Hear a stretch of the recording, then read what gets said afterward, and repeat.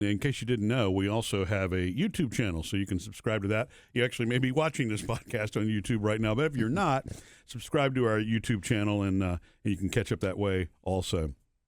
Before I get to something that I was going to share with you that was a really embarrassing moment from the 8th grade involving a wasp sting and where I got stung. Ouch. Yeah. The reason I even thought about this in the first place is because we had a really strange thing happen last night when Jodi was going to sleep. Mm-hmm. And, so our daughters are with us right now. So Taylor and Phoebe, we're both home.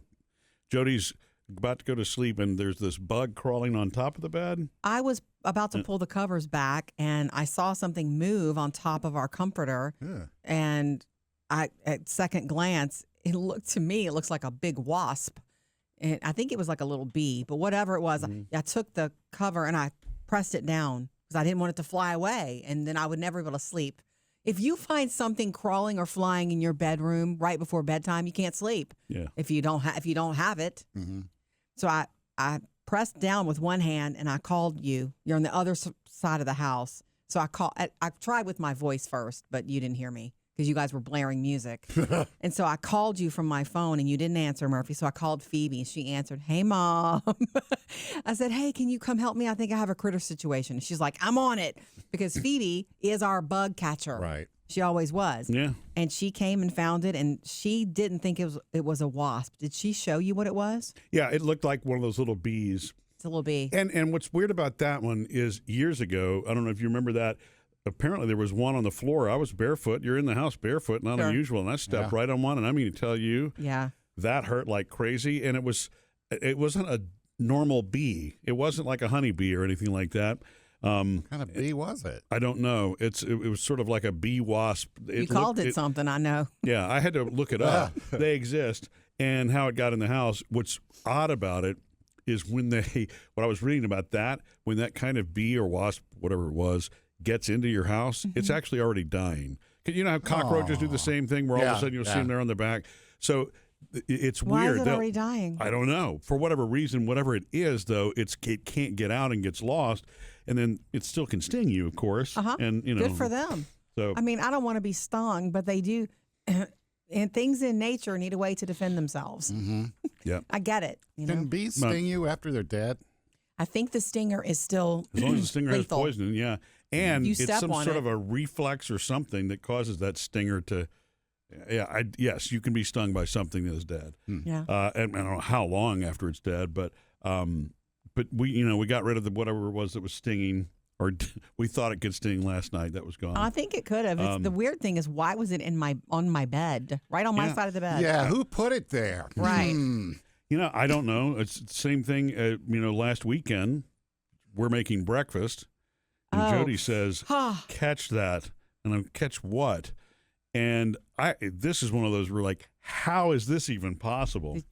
There was a gecko running behind the stove as I was making eggs. A baby one. And I couldn't even eat afterward. Yeah. But Murphy caught it. Well, but I made sure, two things. Turned the flame off because I wasn't going to do anything dangerous, and then got the pan out of the way because the last thing I wanted was baby gecko eggs. Gecko omelets. Yeah. Right. So I caught him and got rid of him. So yeah, we've had some weird things with critters.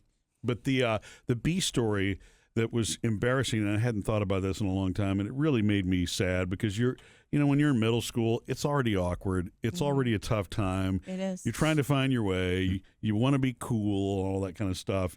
And I had it was a dance. I think it was a spring dance that I had a date to that night.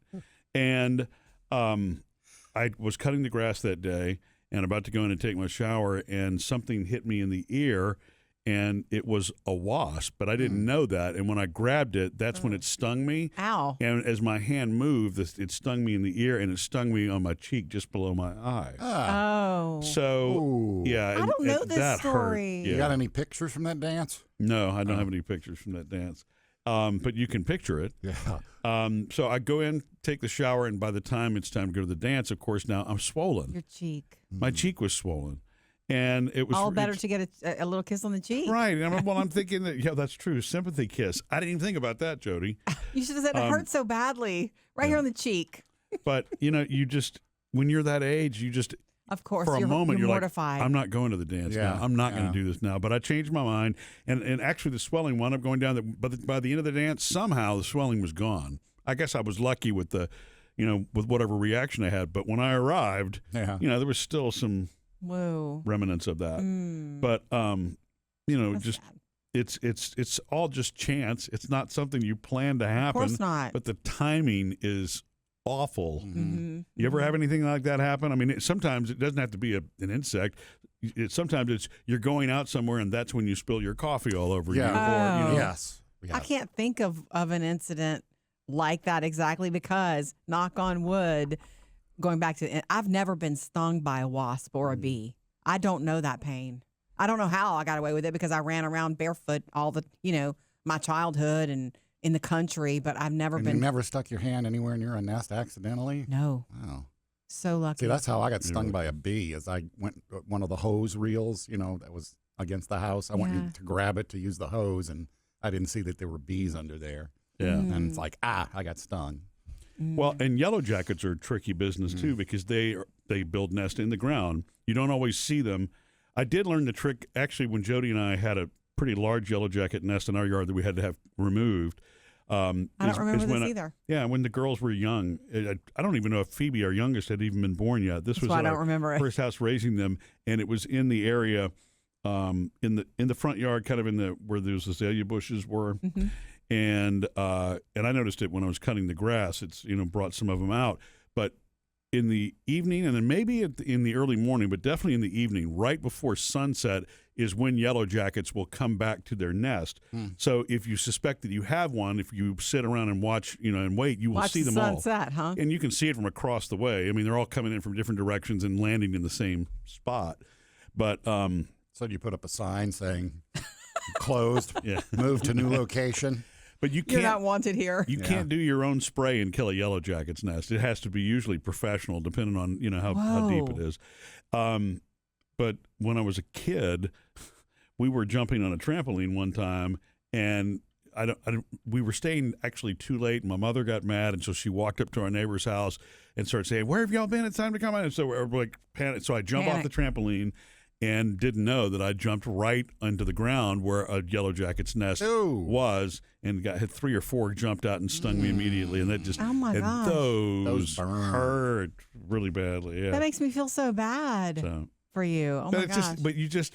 It's frustrating because you all think life. Yes, it's chance. You would never do that. And it's like, but you always wind up wondering why did it land right there? If I'd have landed 2 feet over, I would have been okay. But you learn from that point to respect it.